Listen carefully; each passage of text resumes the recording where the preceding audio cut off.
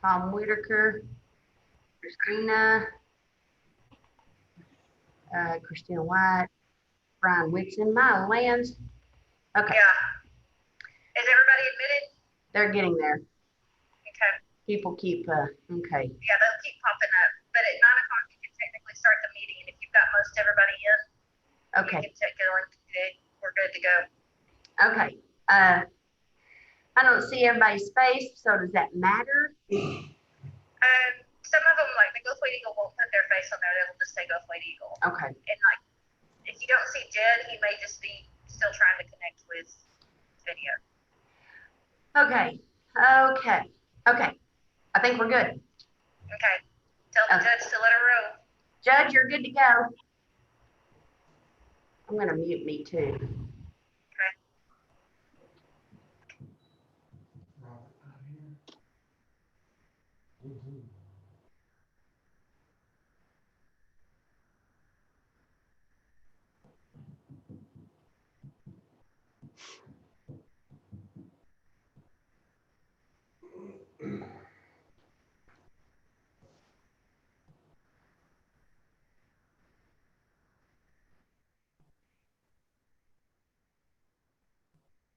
Judge, can you hear me?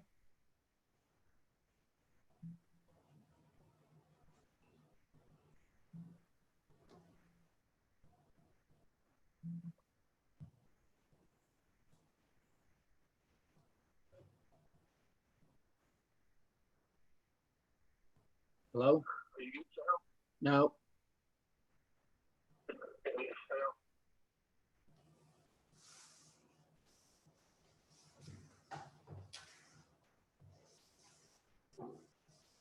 Can I turn yours up? I can hear Laura. I hear you, Laura. That's all I hear. Okay.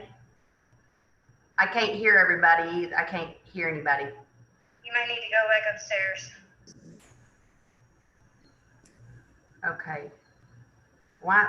Okay, there's Gerald. Hi, Is Gerald. everybody muted? When you look at the participants, are they all muted?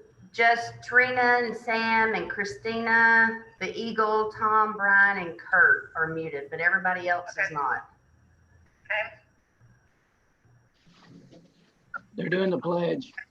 They're doing the pledge. Okay, so you can hear them? No. Flag. I'm not sure where we are. Oh, Yeah. amen. No prayer? That topic. I don't know. They're saying the pledge. Anybody have notified the judge that we can't hear you?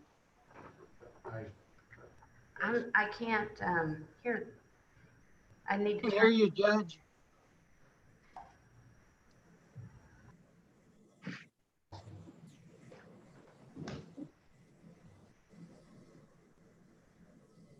Call him on his cell phone. I think Jason tried. Can Jason still hear us? I don't think I have the judge's cell Because we was talking to Jason just a minute or two ago. Can somebody tell the judge we can't hear him? phone. I don't have. I can hear you, Clint. Yeah, can you hear the judge? We can't. No, I can't hear any in the courtroom. I can't either. Laura, I think you're gonna have to go back upstairs. I don't have the judge's cell phone. Can you hear Trina in the courtroom? I can hear Trina. I can hear you. Gerald hasn't talked. He's just waving at people. Mike, can you hear me?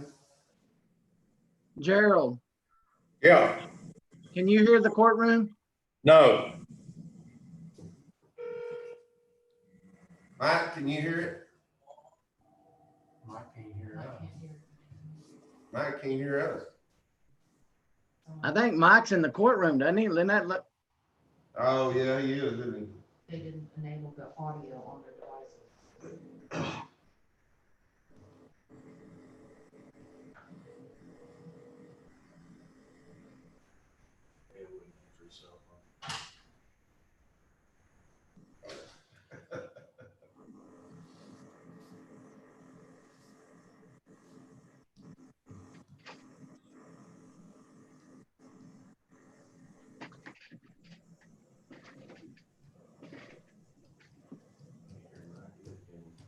No, he's in there too.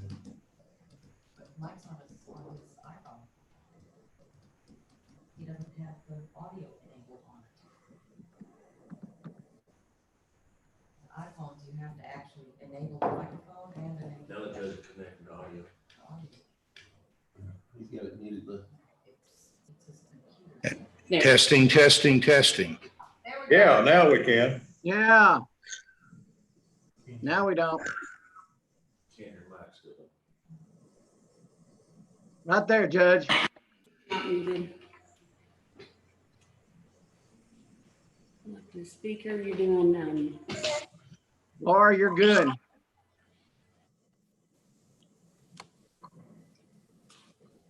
You joined with computer audio, correct? yes. No, he gave a thumbs up, but we can't hear him. Turn the speakers up on the laptop.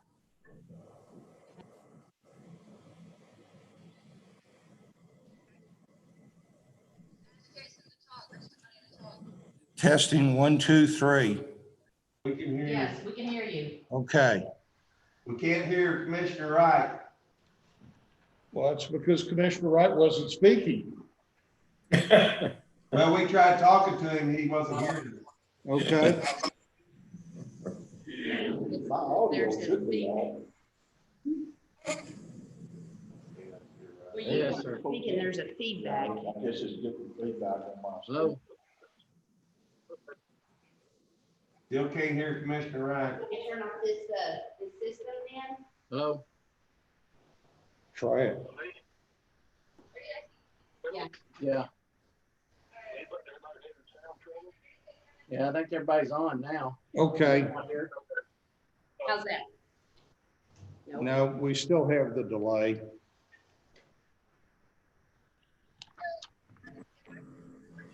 Do you hear a replay? Yes, hang on. Okay, how about that? Can y'all still hear? Yes. Yeah. Okay, good, all right. Jed can't hear. Okay. Well, what you guys missed is I called roll based on the computer screen. We've said the Pledge of Allegiance and the prayer. I've announced that we had people signed up to speak on various issues. And we are proceeding with the agenda. I think because of the, let me start, Mr. Rawson, you signed up to speak with something that's not on the agenda. So let me give you the floor now, if you would. And you have 5 minutes. I'm here asking why, well, the reason why I didn't bring this up, last week, they're clearing the fence line for the farm. Last week, the gentleman that was out there, he was, I think he's clearing, he's working around the Spanish Oak trees we have out. And then for some reason, somebody came out there and told him, quit working around the trees, just tear them down. Texas is on a decline for the Spanish oak because of the drought we're having, limestone, they don't grow. And these trees are perfect, good, healthy trees. I understand that the commissioner just thinks for the ranchers that got stated, it's cost effective, which I don't understand, because our county roads, they're not maintained. And whenever we confront that Aaron God, so we don't have. Well, if we have time to do favors for the farmers, don't we have time to repair the roads for us, for the taxpayers? And the roads, tree branches are hanging over our roads. Jet Aaron doesn't have time to cut them down, yet we have time to do farmers a favor. Don't the majority come before the single person? I don't understand that. And the next thing is on the lease rule. And I know we don't have a lease rule. Garnell Wilson, him and his family were was kept in their house for 3 days. 3 days. The kids could not run out and have their fun because there was a rock wall hanging on their property. They could not get rid of it. They called the sheriff's station. The deputy comes out, well, we can't do something. We have no leash for it. And they, well, can't you get them off? We can't do nothing. We don't even know if Brown County takes dogs. For one, I know the rules. I've brought many dogs out to. For that dog and one of the kids, Johnny, tried to get rid of the dog, got on the ride wall, tried to get on the dog was sniffing on the kid's leg. Lucky he didn't penetrate his skin. When is the owner of these animals being held responsible for their animals? Letting them 3 days, this dog stayed on these people's property, would not leave. So that means the owner is neglectful. 3 days, the dog's sitting there, and the owner doesn't know to say, listen. Isn't there, even though we can have a no leash law, isn't there something we can put in there to help these families? And plus, Mrs. Wilkie told me she talked to other neighbors. Other neighbors, there was told about maybe 4 complaints about the same dog. Is there something that can be done to help these families out? I told them next time that happens, let me know. I'll come down to Red Payable and I'll get rid of that dog. That dog has, apparently if the owner's gonna let them stay there for 3 days, apparently he or she doesn't care about them. That's all I got. Thank you. Thank you.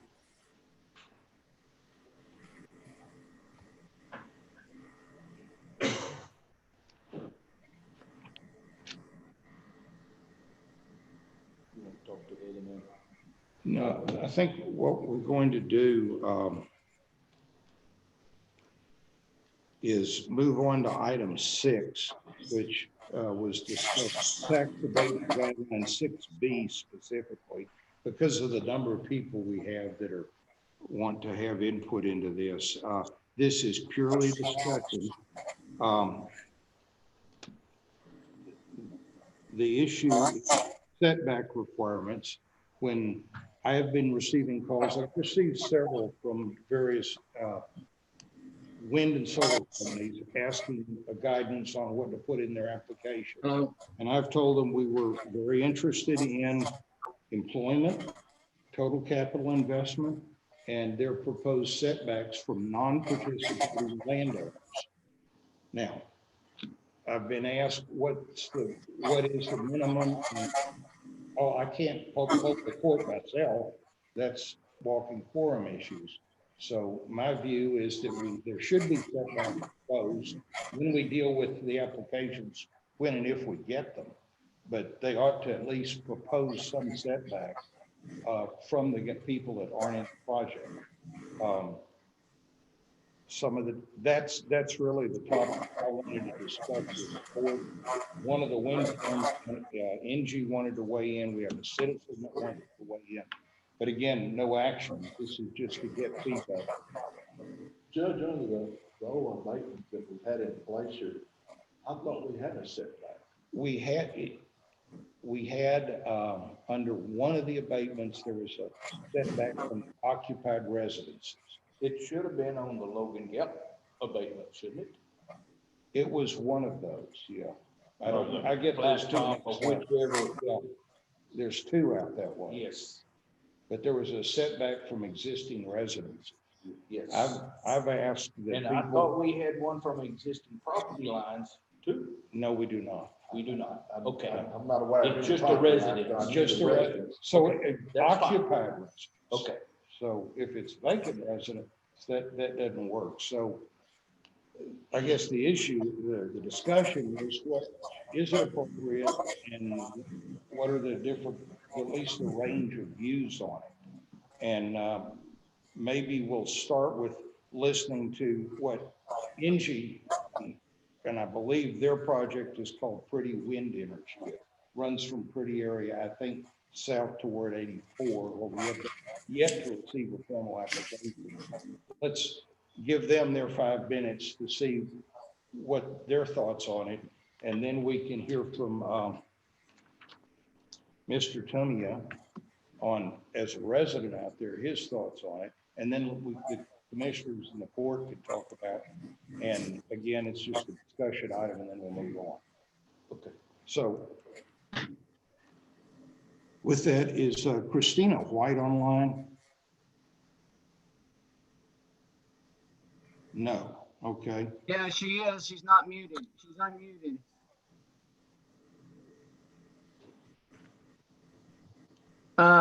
Unmute her, Laura. Christina. There you Can go. you guys hear me? Yes. Can you hear me? Yes. Okay. Please go ahead. Okay. All right. Well, thank you so much for having us.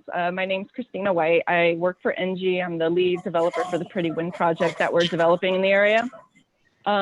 We really appreciate being able to speak with you. I'm going to try sharing my screen real quick because I know we have a pretty short window, and let me see if this works. Oh, actually, I'm unable to share my screen. Judge Smith, are you able to share your screen or put the handout that I sent?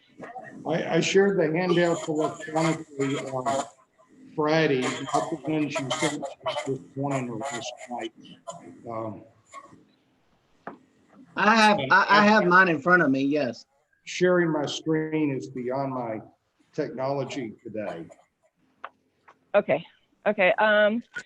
All right. Well, let me see. So we have I sent along some pretty high level information on NG itself, which we've passed along to Judge Smith. But we wanted to provide a brief update on the Pretty Wind project while discussing setbacks from turbines. The Pretty Wind project is going to be, we're proposing a 300 megawatt project. We have over 100 landowners and over 35,000 acres signed under a wind easement. We have ongoing surveys and studies that are being conducted to optimize the site layout. By advancing these studies, we're continuing to work with potential off-takers in the hope of obtaining a power purchase agreement or other agreement, which would then have them purchase electricity generated from the project and would allow us to move forward in constructing the project. We understand that we're here to discuss the project setbacks from non-participating boundary lines, but we thought it would be good to share with you the process of how we arrived to the setbacks that we put into place for your consideration and how they affect the usable acres of the project. Without seeing your handout, so we added a setback table that we're using when designing the project. As you can see, we take non-participating property lines, occupied residences, and unknown structures and other considerations into account. These setbacks are largely wind industry standard setbacks, but others are recommended to us by federal, state, and local agencies where applicable. And in the next slide, you'll see lands currently held under easement in blue. As mentioned, we have more than 35,000 acres signed and are continuing to sign more.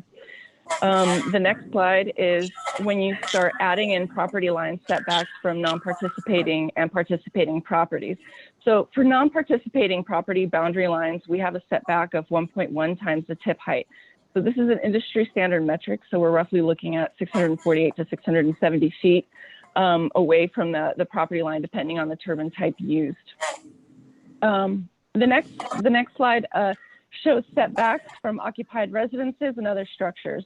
The 312 agreement that you had mentioned was previously executed in 2015 and it required 1,000 feet from residences on participating properties and 1,500 feet from residences on non-participating properties.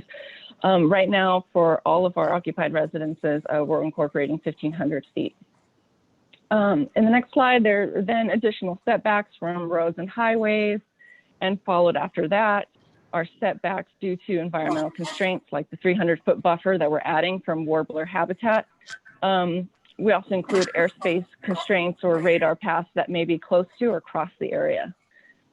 And in the next slide, we then incorporate setbacks from other infrastructure like pipelines and existing transmission lines. So taking into account all of these constraints thus far, what starts as a 35,000 acre project site, it's then whittled down to about 8,400 acres. We're still in the process of running many of these studies that I mentioned, and so it's possible that this may be whittled down further. I'm not sure if you see it in the handout that you guys have, but we included 2 additional slides. And one was to show what would happen if a 1,000-foot setback, you know, from the existing property line boundary were implemented, and the total usable acres would then drop to 6,300. If a 1,500-foot setback is implemented, we then have 4,100 usable acres. So as the court considers setbacks, we wanted to highlight that if further setbacks are imposed, and even with signing more land, this does have the potential to adversely affect the economics of the project, remove turbines away from participating properties, and depending on the extent of the setback imposed, could frankly kill this project altogether. So that's why we have a special interest in this conversation. We can certainly understand if there are any concerns of impacts on currently occupied residences on non-participating properties, but we do believe that the setbacks we have from unoccupied non-participating property lines are sufficient. By further increasing the setbacks, this would, specifically for this, this would certainly limit the participating landowner's ability to develop and install wind turbines on their property, in consideration of a possible home that may or may not be built on an adjacent but currently unoccupied property. We're grateful to be part of this discussion. Thank Judge Smith for allowing us to join, and we want to make ourselves available to respond to any questions that the court may have in consideration of reviewing setbacks, whether now or in the near future. Thank you, Christina. That's about your 5 minutes. So let's get the other comments and report with this. And if we have questions, we will refer to you as appropriate. Mr. Tamini.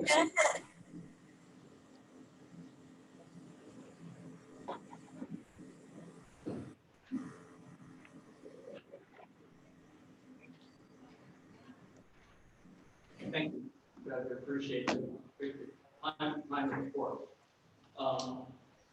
We live just about a half a mile south of 259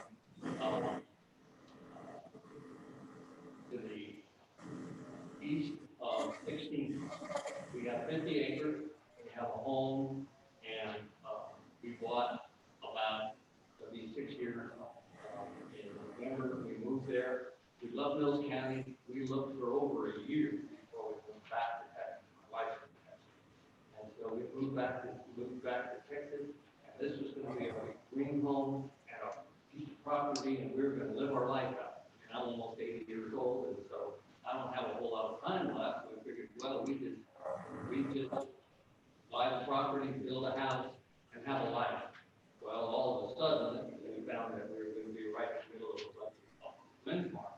And nobody told us that. Now, personally, I think we got lied to. I can't believe in Mills County the realtors didn't know that there were going to be homes in Mills County. So if we had known that, we probably wouldn't be moved here, and we wouldn't be talking.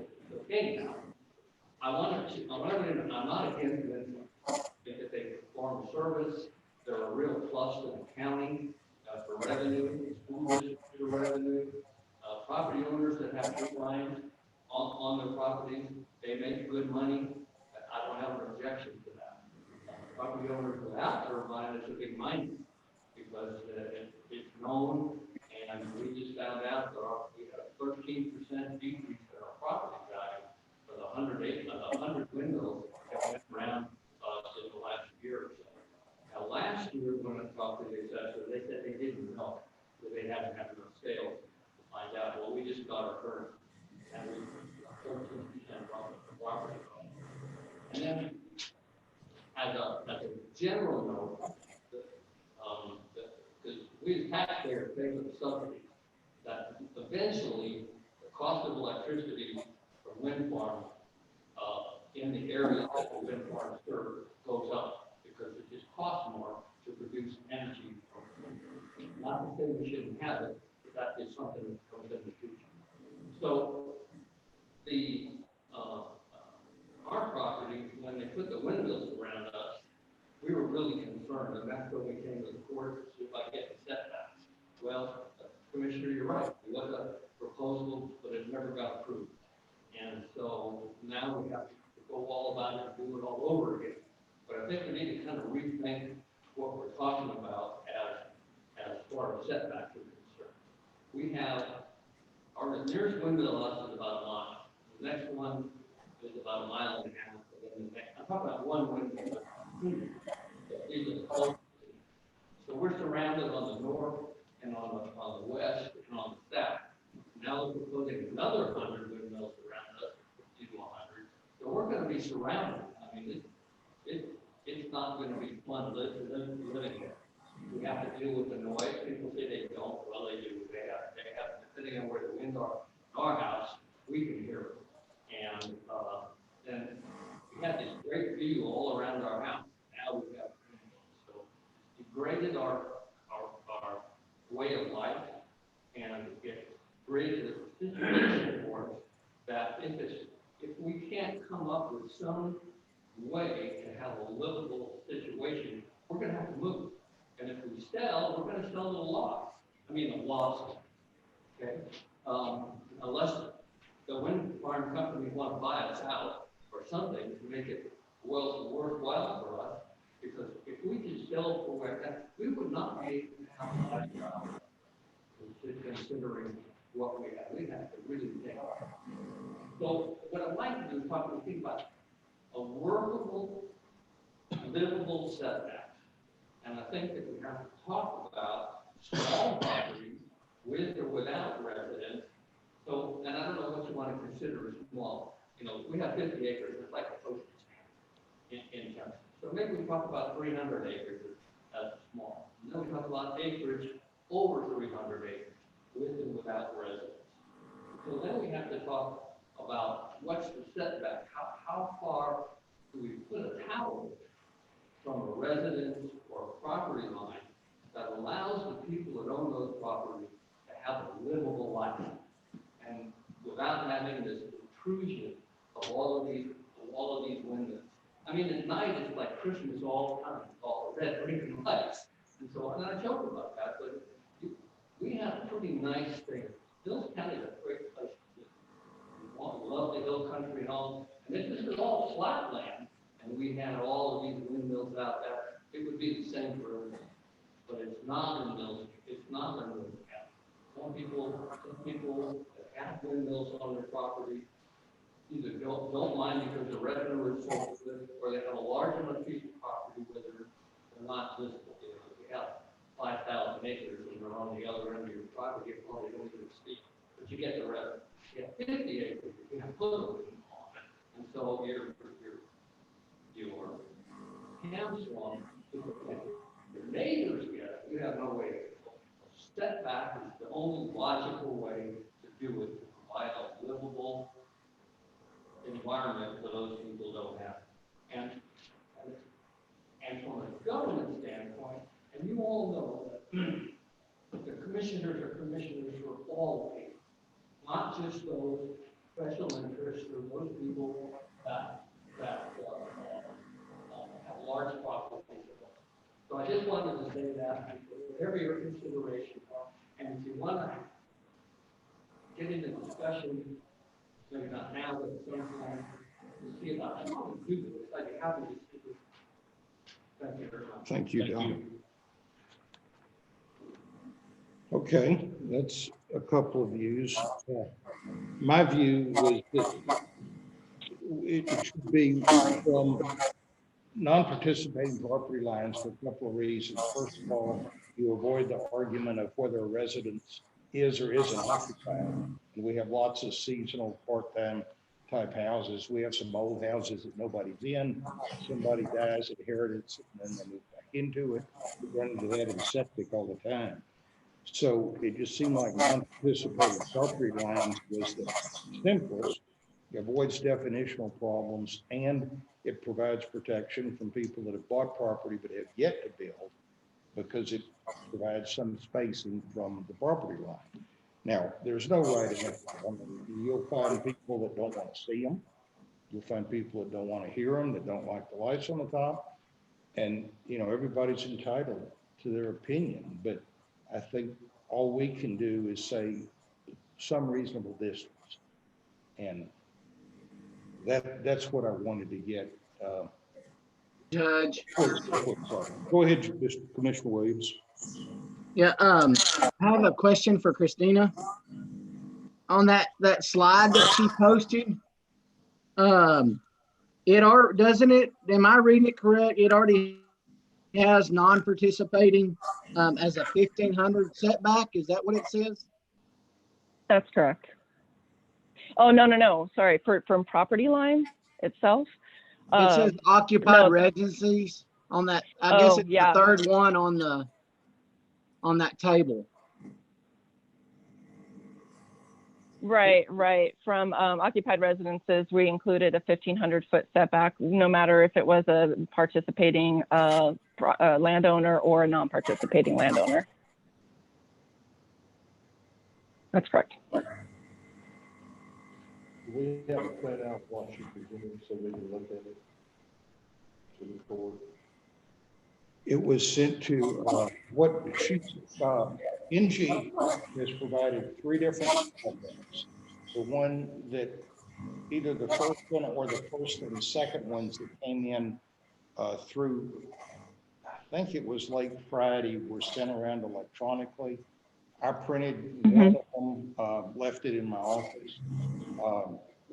The most recent one came in either last night or this morning, and I just haven't had time to deal with that. We do have it. You're welcome to come down. We can try print it again. It's basically a map with not enough of a map to tell exactly where it is with regard to properties, but pixelized blue squares that shows the blob is this big in this shape under one definition. Under another distance setback, the blob changes size and shape and gets, obviously, the more conditions, the smaller the blob gets. And the blob is the remaining turbine sites. Now, I think that may be a misleading way to look at it, because it doesn't matter how many acres of these turbines are going to go on high ground to catch the wind. So it's not, if you need the big coastal field to put it in, you need the ridge lines. So the fact that the blob changes size, to me, was not compelling. But I can't tell from the map if it lines up with the terrain or not. On assumptions, it does. But y'all could be glad to come back and meet and look. If I may, the issue with the terrain, though, is that we also do have other constraints that aren't normally seen, like airspace constraints, military training routes that pass over. A lot of these elevated platforms may also have proximity to other radar towers, et cetera. And so those are the things that we also incorporate as well in our setbacks. So maybe, question you have. To get to that, we'll get into that level of detail. All we're talking about will be setbacks for non-participating owners and or residences. Yes. Hey, Judge. Yes. We can't hear Robert when he speaks. He is sorry. He's deeply sorry. But I will repeat Robert's comments. Robert, is there anything you've said that We've gone over it over and over. Okay. About the property lines and the residence, the 1,500 feet. Robert says we've gone over this over and over, 1,500 feet for property lines and residences and residences. Is that not correct, Christine? No, from the property line, we're proposing the tip height of the turbine type times 1.1. So depending on the turbine type used, we could be looking at anywhere from like 648 feet to 670 feet away from the property line. Robert, this project, I have no idea even where it's going to be going, what they're proposing. I don't either. As commissioners of precinct 2 and y'all got this. I have never been notified from any one of these people as a commissioner in precinct 3. And there is going to be some of this turbines in precinct 4. I believe Robert says he has not been notified by anybody on this project. And he believes there is some of this project in precinct 3. from looking at the maps, the majority of it appears to be precinct 2, but you can't really tell from the maps. Well, any other, Commissioner Guerin, do you have anything you'd like to add? He doesn't have sound, Judge. Okay, well, He said no, I guess. That's his hands waving. okay. Then, We can always put it back. yeah, we can come back and discuss this again. I can get those maps to people. Christine, it would help if the maps could be a little more explicit and show the road on them, so we would better know the location and be able to fit it in with our precinct lines. Oh, sure. And with that, we'll move on. There's no action to be taken here. Thank y'all for getting up early in California and participating. And you're more than welcome to log out or stay with us. Okay, thank you so much. Thank Appreciate you. it. Thank you, Judge.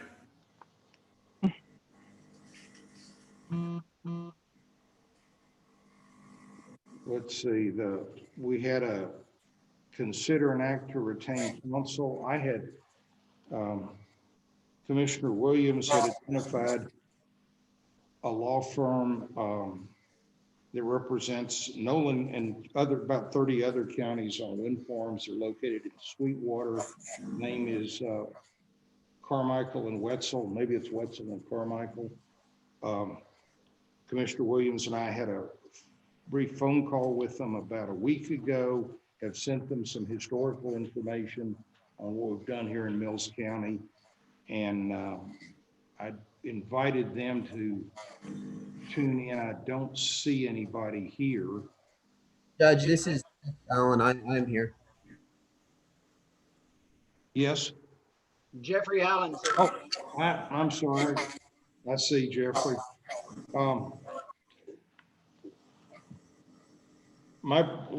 Jeffrey, we're in a public meeting, so we don't want to get into any legal advice.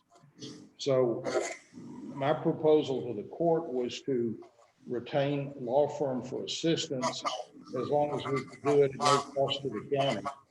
And if we need to get into too much detail of how we need a law firm, we're going to need to adjourn into executive session.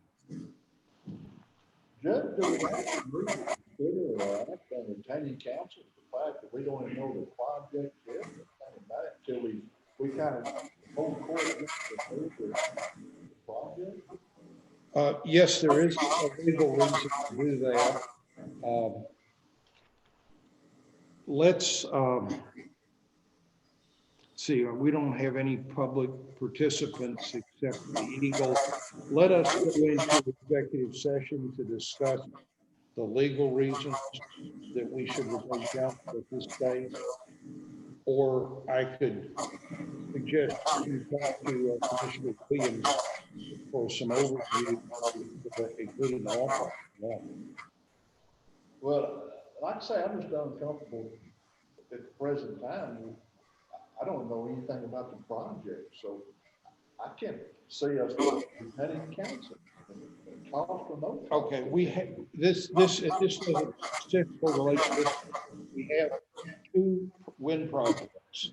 This is one of them that have both been in contact with my office that have applications that are drafting that will come to the court.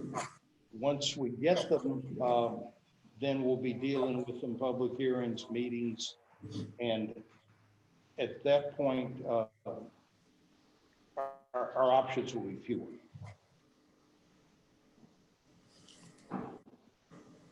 Can Gerald hear me? Gerald, can you hear Commissioner Wright? Oh. Chris Green said. Okay, Commissioner Wright, I will repeat your comment. Commissioner Wright says he doesn't understand why there's a need for retaining counsel at this point when we have not been presented a formal application. Well, I didn't catch a whole lot of that either, but from my perspective, I mean, you don't have to know much about tax abatement agreements to know more than I do, and I'm certainly no expert, and I would always welcome in somebody who is. I know you're talking about a lot of money with these things in the end result, and I sure don't have a problem with appointing or employing outside counsel to review these things. Of course, it's our understanding that you build into the agreement the reimbursement to the county of any attorney's fees paid by the county in connection with these agreements. And I think that's an excellent ideal. And these guys have indicated to us that they don't really get much pushback from the companies on that issue. Of course, that's assuming that the county enters into a tax abatement agreement. If for some reason there's not an agreement entered into, then there wouldn't be anybody to reimburse the county those expenses. So, I mean, that's something to consider. But I sure don't have a problem with appointing outside counsel to look at this stuff. Judge, Commissioner Williams. I make a motion that we go into executive session to discuss counsel. Okay, Commissioner Williams is making a motion to go into executive session to discuss retaining counsel. And Commissioner Williams, I believe you would be doing that under the provision for consultation with our attorney. Would that be correct? We need to be specific in our site. Yes, sir. Under the Texas code. I think it's 65-1071 or something like that. Yes, 55551.071. I would second that motion. Mr. Hale, would you concur that that is appropriate section? Well, I don't have it in front of me. What does it say? Okay. It says a closed session related to legal advice may only be held if the attorney is present or participating by telephone. Additionally, the private consultation must be to seek advice about pending or contemplated litigation, settlement, or a matter subject to attorney-client confidentiality, which is where I would say this is general discussions of policy unrelated to legal matters are not permitted under this section.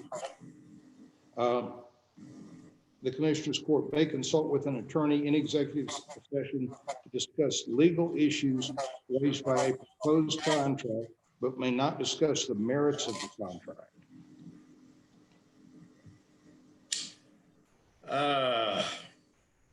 I think that section is designed primarily to talk about pending litigation or pending claims, either against or on behalf of the county, which this is not. So I'm not too sure about that. I think there is a provision that allows to go into executive session to negotiate contractual agreements, which this would be. It would be an employment contract between the county and the law firm. I think that would be appropriate executive session issue. That would be the section that reads, Commissioners Court may conduct a closed meeting to deliberate business and financial issues related to a contract. I don't know. That's my best answer. I don't know on that issue. Okay.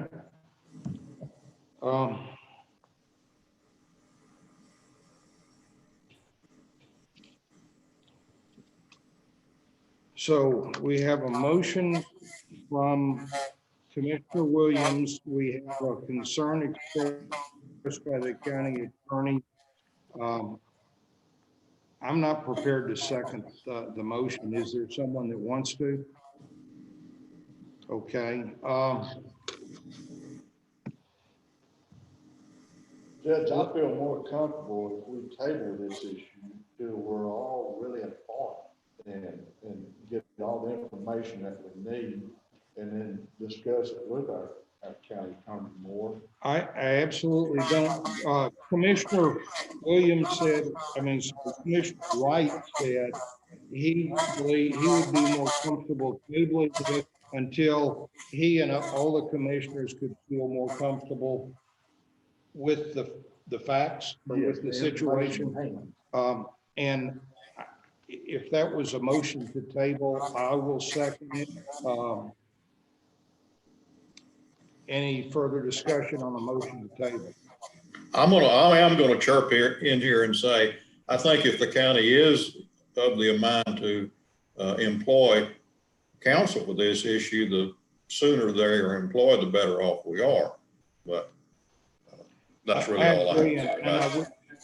I would not anticipate putting this off for 2 weeks. I would hopefully have a caller meeting this afternoon with Jeffrey Allen of Wetzel and Carmichael,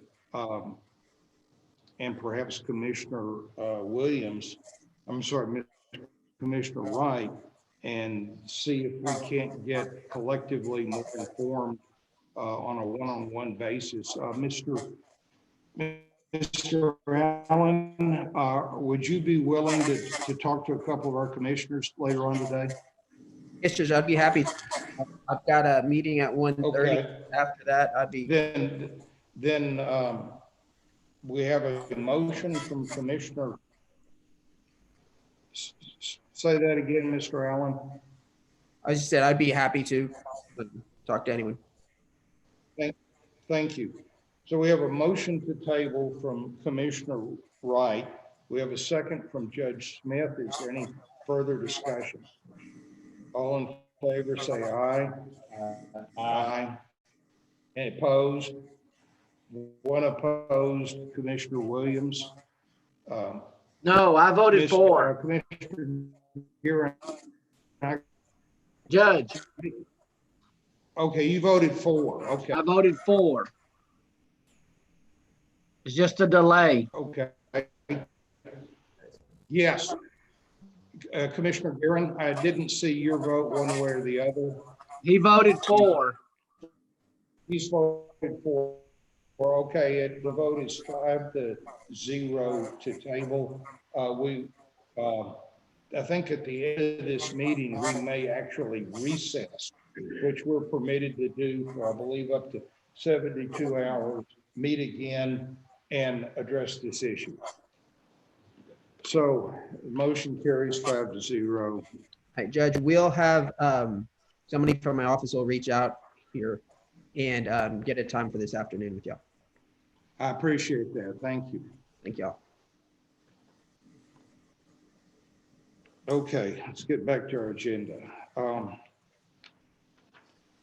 Consider an act to establish, this is number 4, Citizen Staff Grievance Committee, site to the Texas Government Code. We're coming up on budget and salary time. We need to, last year we got a little behind the 8 ball. We have to, believe we're supposed to have the grievance committee meeting within 10 or 15 days after the filing of the grievance. We have a hard deadline of getting the budget filed with the clerk's office by July 31st. So we want to get the committee in place. Last year, the commission voted to use the Citizens Grievance Committee. There were 2 options under the state code. One consists of a subgroup of elected officials that doesn't include commissioners, and I believe 4 citizens. The other option was either 8 or 9 citizens, but all citizens committee. So my motion would be that we continue to use the Citizens Grievance Committee Is there any discussion? I second your motion. We have a motion. We have a second from Commissioner White. Any other discussion? All in favor, say aye. Aye. Any opposed? Okay. So looking for Commissioner Guerin. He's here by phone, it looks like. Yeah, but we lost him. Okay. So it's not clear if Commissioner Guerin is. Jed? Yes, sir. Did you vote on the grievance committee? Yes, sir. Okay, did not see that. Was it an aye? I voted for it, sir. Okay. Well, that motion passes. The next thing we need to do, and we have to do it in open, regularly scheduled commissioners court, is draw names from, I believe it's the grand jury service for the previous calendar year. So we're going to draw a lot of names so we don't have to come back and do this again. So we'll have some substitutes. So I will read them off as I draw them.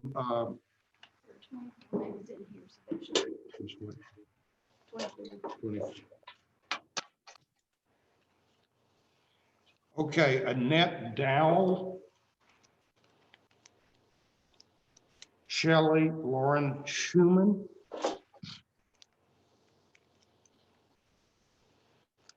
Janice Leonard, Marion Ferguson, Barbara Jernigan,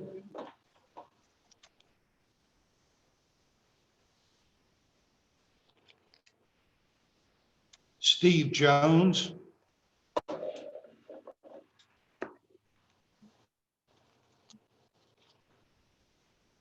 Sabri Menard. Say again. Sabri Porter Menard.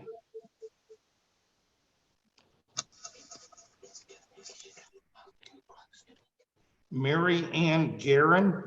Oh, shit.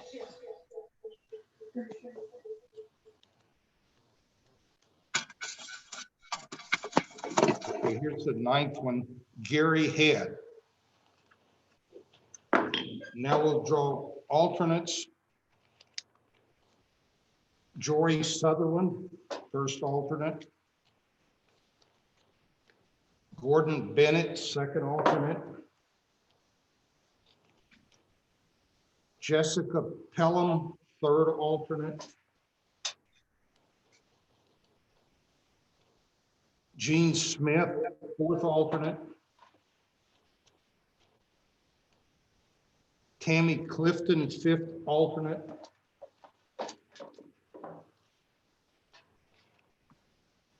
Stephen Bridges, sixth alternate. Glenn Swartz, seventh alternate. Pamela Germany, eighth alternate. That ought to be enough.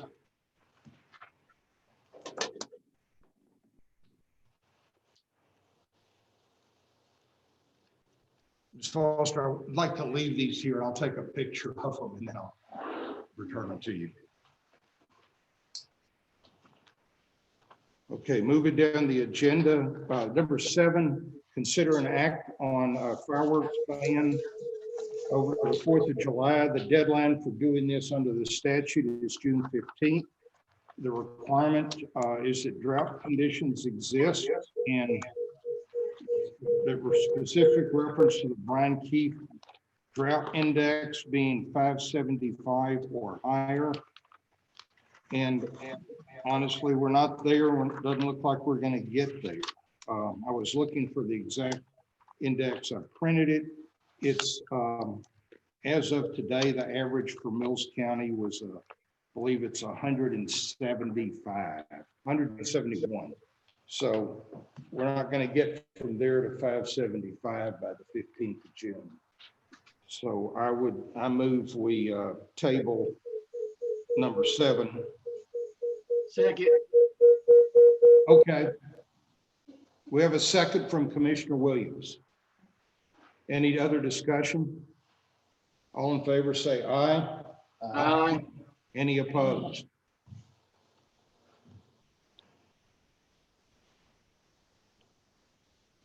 Okay, let's going back up to the top of the agenda. Let's get our housekeeping out of the way. We have the minutes of the meeting of May 26th. Everybody's had a chance to read them. If there are any comments or questions. I move that we approve the minutes as written, Judge. We have a motion to approve the minutes of. I'll second. We have a motion and a second to approve the minutes of May 26th. Any discussion? All in favor say aye. Aye.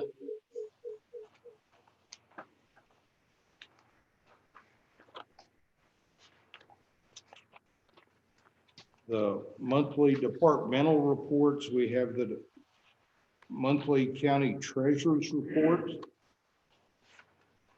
which will be in a red file by Commissioner. All of these reports that require signatures are in front of Commissioner Wright, and we will circulate them for signature after the meeting. And those of you that are present by Zoom, if you would just stop by the office to sign, assuming we approve them. So the commissioners, the county treasurer's report, a monthly summary report from the Mills Central Appraisal District, and see our collections to date being 90%. You can see the uncollected number being approximately in the county tax line, 341,000 and another 68,000 in road and bridge. That is primarily the dispute over the Encore Sunny land valuation that has an appeal pending in district court. So other than that, collections are good, and as Ms. Lincoln would say, so is the plot. You got a report from our extension agent, Tom Guthrie, on his projects and mileage during the month. Might add that Tom was also, AgriLife is associated with emergency management, and he actually made the round trip to Austin to pick up the test kits for the nursing home testing. Although I'm not really sure I see that on the mileage. Yeah, you may be wearing a different hat. We have a report from the sheriff's office, their monthly report, total calls 286, arrest by Mills County sheriffs and the deputies of 6, new jail bookings of 9, out of county housing billed $7,800, and our out of county housing is primarily San Saba.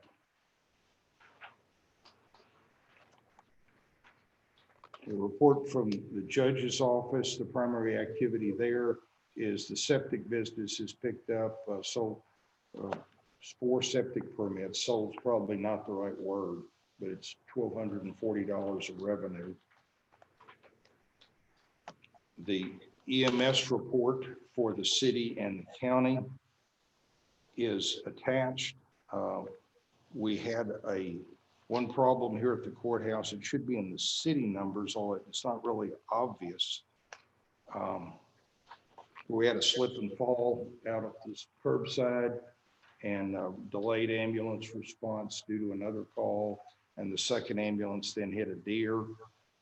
And finally, the people just left and canceled the call. So I don't have explanations for the several calls in the county. This came in at 5 o'clock or so on Friday. I'll get explanations if anybody wants them on the county calls. I'll let you know later.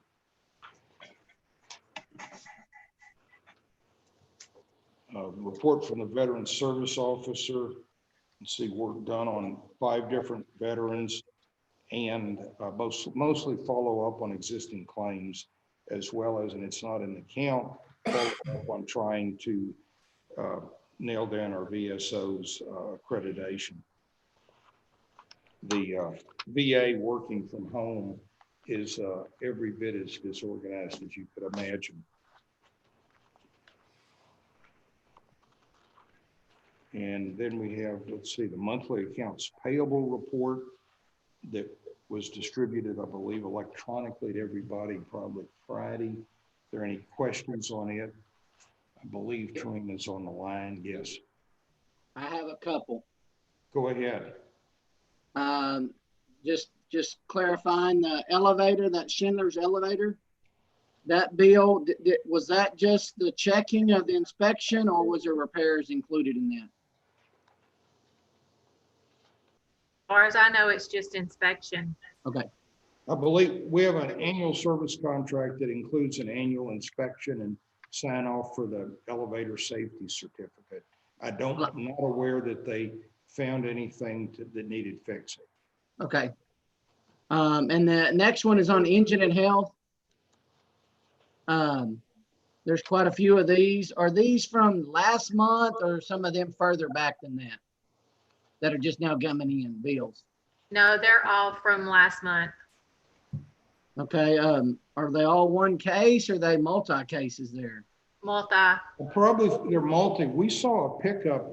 The judge's office is I guess, part of the gateway into the indigent health system where people come to get forms to fill out for qualifying it. And we saw more people coming in to apply for indigent health consideration during, I guess it was May, late April through May than I've seen in 2 years in office. I don't know whether it was the layoffs or the economy, but it really drove a spike in applications. Well, a lot of these are from the jail, so I wouldn't think they would be applications in your office. No, but there's about half of them are not jail, and that's what I'm seeing. Yeah. Usually, I think we had maybe 2 people in the county that were kind of active in this. I bet we saw 4 more in the last month. Okay. Okay, that's all the questions I have. Any other questions? Judge, I move we accept we have a motion from Commissioner Guerin to accept the consent agenda. I will second that. Any further discussion? Yeah, we're not accepting the JP's report, right? I'm sorry, you're correct. Accept the consent agenda minus the JP's report, which although we posted it on the agenda, we haven't received it yet. Okay. So I think there was a vacation or something near the end of the month. And we'll get that in here next month. So the motion and second and vote is to accept the consent agenda, except for the missing justice of the peace report. So moved. Okay. All in favor, say aye. Aye. Any opposed? Okay. So we've covered the consent agenda. We've covered the grievance committee. We've selected it. We've discussed number 6. We've tabled the discussion on the action on retaining counsel. We've tabled the action on fireworks. So we're down to commissioners' requests and reports. Let's start with precinct 1. Okay, we've been busy with road work. I've been going over to Kirby Moore's to check on our rock truck every week. He has not gotten to it yet or looked at it. He's real busy with his farm equipment right now, so I don't know when that'll get taken care of. And that's about all I have, Jeff. Thank you. Commissioner Guerin? We're just doing routine road maintenance, Judge, and removing the fence on 239 for the individual landowner up there.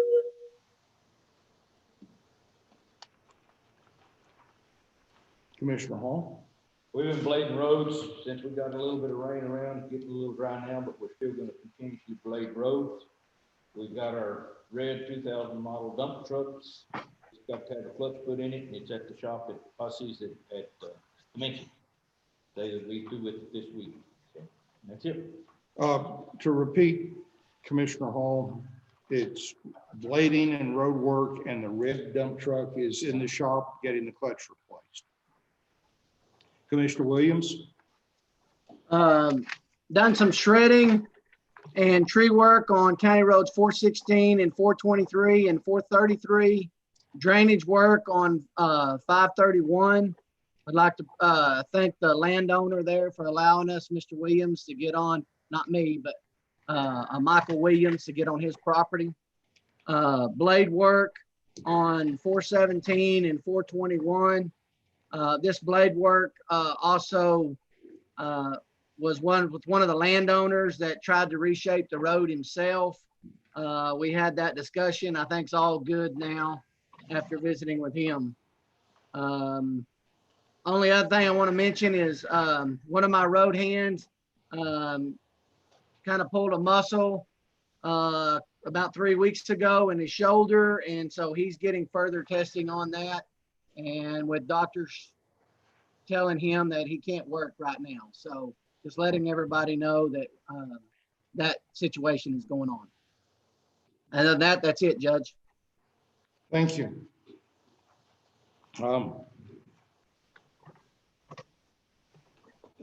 Judge's side, I just want to make everybody aware on the census front that they've been out hanging things on people's gates.